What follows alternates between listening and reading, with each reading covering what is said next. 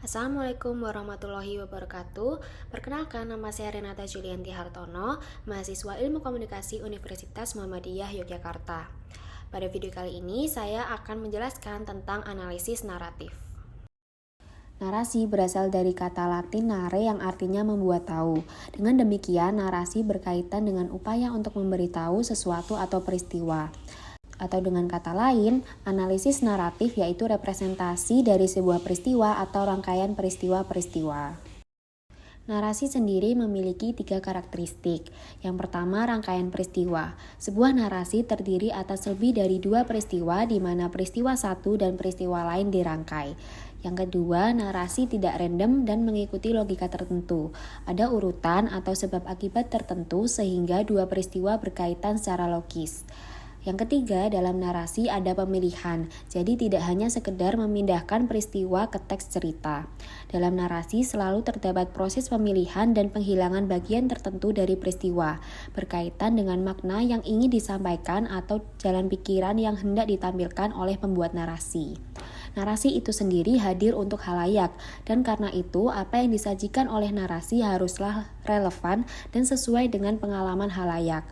Pada konteks ini, pembuat narasi akan menyesuaikan peristiwa dengan pengalaman khalayak. Selanjutnya yaitu manfaat analisis naratif. Yang pertama, membantu memahami bagaimana pengetahuan, makna, dan nilai diproduksi dan disebarkan dalam masyarakat. Yang kedua, memahami bagaimana dunia sosial dan politik diceritakan dalam pandangan tertentu yang dapat membantu kita mengetahui kekuatan dan nilai sosial yang dominan dalam masyarakat. Yang ketiga, memungkinkan menyelidiki hal-hal tersembunyi dan laten dari suatu teks media. Yang keempat, analisis naratif merefleksikan kontinuitas dan perubahan komunikasi. Bagian penting dari analisis naratif yaitu ada cerita dan plot.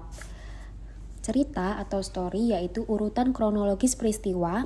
Peristiwa bisa ditampilkan atau tidak dalam teks. Lalu yang kedua yaitu plot atau alur, yaitu apa yang ditampilkan secara eksplisit di dalam teks. Salah satu alat untuk analisis struktur naratif yaitu oposisi biner. Oposisi biner adalah bagian yang tidak terpisahkan dari setiap narasi, karena khalayak akan mudah memahami suatu peristiwa dengan perbandingan. Oposisi biner dapat ditemukan dari rangkaian dan relasi di antara kalimat, gambar, adegan dari suatu narasi. Contoh, jahat versus baik, buruk rupa versus tampan. Struktur dalam analisis naratif terdiri dari beberapa bagian. Di sini saya menyebutkan 3, yaitu menurut Todorov, Niklesi, dan Mary. Demikian penjelasan dari saya. Apabila ada kurang lebihnya mohon maaf. Wassalamualaikum warahmatullahi wabarakatuh.